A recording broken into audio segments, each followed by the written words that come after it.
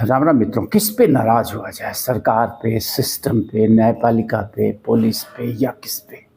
आपको याद होगा 8-9 अगस्त की रात कोलकाता के आर्जिकल मेडिकल कॉलेज में एक मासूम बच्ची के साथ बलात्कार हुआ था। बलात्कार ही नहीं हुआ था बल्कि उसकी क्रूरतम तरीके से हत्या करी गई थी। और लगातार प्रतिरोध के बाद, देशव्यापी प्रतिरोध के बाद भी जो है न्याय मिलता हुआ इस केस में नहीं दिख रहा है। मैंने आपसे कहा था ना कि ये सेकंड आरुषि हत्याकांड होने जा रहा है। नोएडा में एक बच्ची की हत्या हुई थी उसके घर में ही, लेकिन आज तक उस मामले में न्याय नहीं हो पाया। ठीक उसी तरह मैंने आपको बताया था कि इस केस का भी हाल होने जा रहा है, क्योंकि इसमें पॉलिटिकल इन्वॉल्वमेंट है। तो दोषी कौन है? कौन है दोषी? आखिर क्यों हमारा पूरा का पूरा न्याय तंत्र बिका हुआ है? आप सोचिए, इस मामले में जो राष्ट्रीय स्तर की सुर्खियों में था, पूरे देश में लोग जो है सड़कों पे आके उन्होंने विरोध जताया था इस घटना के बारे में। उसके बाद ये घटना ऐसा लगता है कि मैनेज कर दी गई है। जो एफएसएल की रिपोर्ट्स आ रही हैं, जो तमाम क्रिटिकल रिपोर्ट्स आ रही हैं, वो साफ साफ बता रही हैं कि इस घटना में ये जो जांच है, चाहे वो सीबीआई की जांच हो या पुलिस की जांच हो, इसमें दाल में ही काला नहीं है बल्कि पूरी की पूरी दाल काली है। आप ला चक्रा की इस वीडियो को देखिए, फिर काफ़ी चीज़ें आपको समझ में आएंगी कि ये पूरा घटनाक्रम जो है कैसा है। एक और दिन के बाद नए साल का स्वागत करने वाले हैं। हम सब उम्मीद करते हैं कि आने वाला साल हमारे देश की तरक्की और पीस के लिए बहुत ही अच्छा होगा। पर नए साल में जाने से पहले अभी इस साल में जो मिसहैपनिंग्स हुई हैं, जिसकी वजह से हमारे देश और इसमें रहने वाले लोगों को ठेस पहुंची है, उसके बारे में भी बात करना जरूरी है। क्या हम इस साल के दुखों को नेक्स्ट ईयर कैरी फॉरवर्ड करने वाले हैं? ये एक सवाल हमें काफी ज्यादा सताया जा रहा है। अब आप सोच रहे होंगे कि हम किस दुख की बात कर रहे हैं। दरअसल ये मामला वो है जिसे अब तक कोर्ट से इंसाफ की उम्मीद है। आरजीकर मेडिकल हॉस्पिटल और कॉलेज में हुए रेप और मर्डर केस का ये मामला इतना संगीन है जिसकी आग अब तक डॉक्टर्स और विक्टिम के पेरेंट्स के अंदर जल रही है। वो लगातार प्रोटेस्ट कर रहे हैं और कोर्ट के दरवाजे भी खटखटा रहे हैं ताकि विक्टिम को इंसाफ मिल सके। हालांकि जैसे जैसे ये साल अपने अंत की तरफ जा रहा है, इस केस में ऐसे ट्विस्ट और टर्न्स अनफोल्ड हो रहे हैं जो मामले को और भी सीरियस और कंफ्यूजिंग बना रहे हैं। क्या ये इन्वेस्टिगेशन कॉम्प्रोमाइज्ड हो गई है? क्या इन्वेस्टिगेशन में फॉल्ट है या फिर कहानी कुछ और ही है? ऐसे कई सारे सवाल और कंक्लूजन कुछ न्यू अपडेट्स के बाद सामने आए हैं, जिसके जवाब के लिए केस का सुलझना बहुत जरूरी है। आपको बता दूं कि आरजीकर मेडिकल हॉस्पिटल के सेमिनार हॉल में मेडिकल स्टूडेंट की रिकवरी के केस में कुछ न्यू हेडलाइंस रिवील हुई हैं। सेंट्रल फॉरेंसिक साइंस लेबोरेटरी यानी कि सीएफएसएल की रिपोर्ट ने एक शॉकिंग स्टेटमेंट दी है कि जहां से विक्टिम का बॉडी मिला था वो सेमिनार हॉल कोई क्राइम सीन नहीं था। लेकिन इस बात के बाद भी डाउट्स और कंट्रोवर्सीज खत्म होने का नाम नहीं ले रही। जूनियर डॉक्टर्स ने अब एक नई सीसीटीवी फुटेज को लेकर सीबीआई की इन्वेस्टिगेशन पर क्वेश्चंस उठाए हैं। उनका कहना है कि इन्वेस्टिगेशन को गलत दिशा में ले जाया जा रहा है और हैरानी की बात तो ये है कि ये बातें सिलदा कोर्ट में ऑनगोइंग हियरिंग के दौरान सामने आई है। देबाशीष हॉलदर, जो की प्रोटेस्ट कर रहे जूनियर डॉक्टर्स में से एक हैं, उन्होंने कहा है the distance from the emergency building of RG Kar medical to the Shyam Bazar Panch Matha intersection is about 650 meters. However, from getting down the elevator or stairs to starting the bike, the accused Sanjay Roy covered the entire path in just 43 seconds.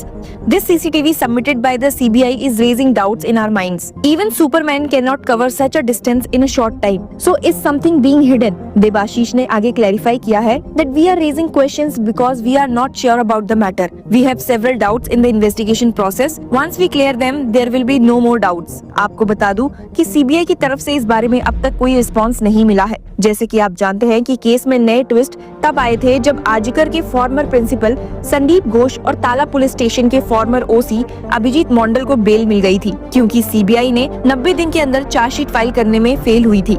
ये development victim के parents के लिए एक और बड़ा झटका थी। इसके बाद उन्होंने कलकत्ता हाई कोर्ट में एक फ्रेश पिटीशन डाली, जिसमें उन्होंने अपनी बेटी की डेथ की इन्वेस्टिगेशन पर 42 क्रिटिकल क्वेश्चंस रेज किए हैं। पेरेंट्स के क्वेश्चंस सीधे सीधे इन्वेस्टिगेशन की ऑथेंटिसिटी को चैलेंज करते हैं। उन्होंने पूछा है कि क्यों लास्ट राइट्स इतनी जल्दी परफॉर्म की गई, क्यों सेकेंड ऑटोप्सी की डिमांड को इग्नोर किया गया, जब बॉडी रिकवर हुई तो उसे डेड डिक्लेयर करने में इतना टाइम क्यों लगा, अगर विक्टिम उस वक्त जिंदा थी तो क्या उसे बचाने की कोशिश नहीं की गई? सेमिनार हॉल में स्ट्रगल की कोई एविडेंस नहीं मिले तो क्या असल क्राइम सीन कहीं और था, और क्या सेमिनार हॉल को सिर्फ कवर अप के लिए यूज किया गया? और अब तो सेफएसएल की रिपोर्ट ने भी इस केस में नए डायमेंशंस को ऐड किया है। उन्होंने कंफर्म किया है कि सेमिनार हॉल क्राइम सीन नहीं था। ये रिपोर्ट जो 12 पेजेस की है, फॉरेंसिक एनालिसिस के थ्रू ये प्रूव करती है कि सेमिनार हॉल में स्ट्रगल का कोई निशान नहीं था, लेकिन इसका मतलब है कि असली क्राइम सीन कहीं और था, और ये बात प्रोटेस्ट को और भी ज्यादा एग्रेसिव कर रही है। सिर्फ इतना ही नहीं, डीएनए एनालिसिस ने केस में और ज्यादा कॉम्प्लेक्सिटी क्रिएट कर दी है।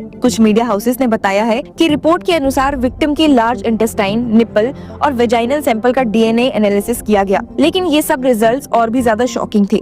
इन रिपोर्ट्स का मानना है कि लार्ज इंटेस्टाइन का डीएनए एक औरत का है, लेकिन वो विक्टिम का नहीं है और ना ही वो संजय का है। तो अब सवाल ये उठता है कि वो औरत कौन है? क्या वो इंसिडेंट के वक्त वहाँ थी? अगर थी तो उसका रोल क्या था? फर्दर ये भी रिवील किया गया कि वेजाइनल स्वैब के डीएनए सैंपल में भी एक और औरत की प्रेजेंस पाई गई है। D12S391 मार्कर क्लियरली ये दिखाता है कि विक्टिम के सैंपल में किसी और औरत का जीनोटाइप मिक्स है। ये जीनोटाइप 16/22 है। ये डिस्कवरी प्रोटेस्ट कर रहे डॉक्टर्स के डाउट्स को और ज्यादा स्ट्रॉन्ग बनाता है। साइंटिस्ट और डीएनए एक्सपर्ट पार्था प्रतिम मजुमदार का कहना है, these samples have come, which means there have been contamination with another woman DNA sample. It is not clear where that woman came from. आपको बता दूं कि रिपोर्ट के मुताबिक 29 डीएनए सैंपल्स एनालिसिस किए गए और उनमें से 3 सैंपल के डाटा में ट्विस्ट दिखाए गए हैं। एनल स्वैब, निपल स्वैब और वल्वर स्वैब के सैंपल्स विक्टिम और संजय के नहीं थे। ये पता चलता है कि कोई और इंडिविजुअल भी वहाँ था, लेकिन उसकी आइडेंटिटी अब तक क्लियर नहीं है। पार्था प्रतिम मजुमदार का कहना है कि निपल स्वैब सैंपल संजय के डीएनए से मैच करता है, लेकिन मार्कर्स ये भी दिखाते हैं कि एक और आदमी का डीएनए वहाँ था। वाई क्रोमोसोम एनालिसिस ने संजय की प्रेजेंस कंफर्म की है, लेकिन ये मिस्ट्री अब तक अनरिजॉल्व है कि वो दूसरा आदमी कौन था। साइंटिस्ट मजुमदार का कहना है, the question remains, is the additional signal I am getting in 4 markers from another male? Who is that male? It is not clear. अब बात यहाँ भी खत्म नहीं होती। एक और twist forensic expert Ajay Gupta के एनालिसिस से आता है। उनका कहना है that according to the autopsy report, a white thick sticky fluid was found in victim's vagina. What is that? Fluid or genital fluid? It would have been better if that has been stated. The bite marks on the breast were examined. The Y chromosome were found there. So there was a man there who left a bite mark on the breast. That is the proof. ये case सिर्फ एक criminal investigation नहीं, एक psychological और social puzzle भी बन चुका है। प्रोटेस्ट कर रहे डॉक्टर्स का कहना है कि अगर डीएनए सैंपल्स और फॉरेंसिक एविडेंस क्लियर नहीं है तो इन्वेस्टिगेशन पर कैसे भरोसा किया जा सकता है। अगर रिपोर्ट्स की माने तो डीएनए के मार्कर्स क्लियरली दिखाते हैं कि मल्टीपल इंडिविजुअल्स क्राइम सीन पर थे, लेकिन अब तक उनका रोल क्लियर नहीं है। आजिकर केस एक चिलिंग रिमाइंडर है कि फॉरेंसिक साइंस और इन्वेस्टिगेटिंग प्रोसेसेस कितने क्रूशियल है, लेकिन अगर वो फ्लॉड हैं तो जस्टिस कैसे मिलेगा? विक्टिम के पेरेंट्स और जूनियर डॉक्टर्स दोनों ही एक ऑनेस्ट और अनबायस्ड इन्वेस्टिगेशन की डिमांड कर रहे हैं। उनका कहना है कि जब तक सारी एम्बिग्विटीज क्लियर नहीं होती तब तक जस्टिस के चांसेस ना के बराबर हैं। क्या सीबीआई केस के सारे लूपहोल्स एड्रेस कर पाएंगी? क्या डीएनए सैंपल्स के थ्रू जस्टिस का कोई कंक्रीट रास्ता मिलेगा? ये सवाल अब भी अनआंसर्ड है और इन्हीं क्वेश्चंस के साथ ये केस एक नेशनल लेवल डिबेट बन गया है। पर हम उम्मीद करते हैं कि अगले साल में इस केस का फैसला जल्द ही होगा, दोषियों को सजा मिलेगी और विक्टिम कौन दोषी है? सिस्टम दोषी है, सरकार दोषी है, हम दोषी हैं? कौन दोषी है? लोकतंत्र है। अगर लोकतंत्र में आपका पूरा पॉलिटिकल सिस्टम करप्ट है, अगर पुलिस में, अपराधी में और पॉलिटिशियंस में साठ-गांठ है, तो दोषी कौन है? दोषी हम हैं और आप हैं। चिंतन करिए। अगर यूं ही आंख बंद करके आप वोट देते रहेंगे, धर्म, जाति, क्षेत्र, भाषा के नाम पे बट के ऐसे अपराधियों को, ऐसे अयोग्य लोगों को आप संसद विधानसभाओं में भेजते रहेंगे तो हश्र यही होगा। आप इस घटना को सोचिए जिसमें राष्ट्रव्यापी प्रतिरोध था, उसमें जो है पब्लिक का प्रतिरोध कुछ नहीं कर पाया और पूरा का पूरा घटनाक्रम ऐसा प्रतीत होता है कि मैनेज कर लिया गया है। तो आप सोचिए, आम आदमी अगर आपके साथ ऐसी कोई घटना होगी तो क्या होगा? क्या होगा आप सोचिए। अगर किसी बड़े व्यक्ति से, पॉलिटिशियन से या पैसे वालों से आप टकराते हैं, एक आम आदमी है, तो आपका क्या हश्र होगा इस जांच व्यवस्था में, इस पुलिस व्यवस्था में, इस न्यायपालिका में, इस ढंग की सीबीआई की जांच में क्या होगा आपके साथ? सोचिए, चिंता करिए, बदलिए अपने तरीके के वोट देने के। योग्य लोगों को, योग्यतम लोगों को विधानसभाओं, संसद में पहुंचाइए, तभी देश बदलेगा। अन्यथा ऐसे ही आरजीकर मेडिकल कॉलेज जैसी घटनाएं होती रहेंगी। आप सड़कों पे 2 दिन चिल्लाएंगे और फिर पूरा घटनाक्रम यूं ही मैनेज कर लिया जाएगा और न्याय नहीं मिलेगा। न्याय नहीं मिलेगा, नहीं मिलेगा, नहीं मिलेगा। थैंक यू, नमस्कार।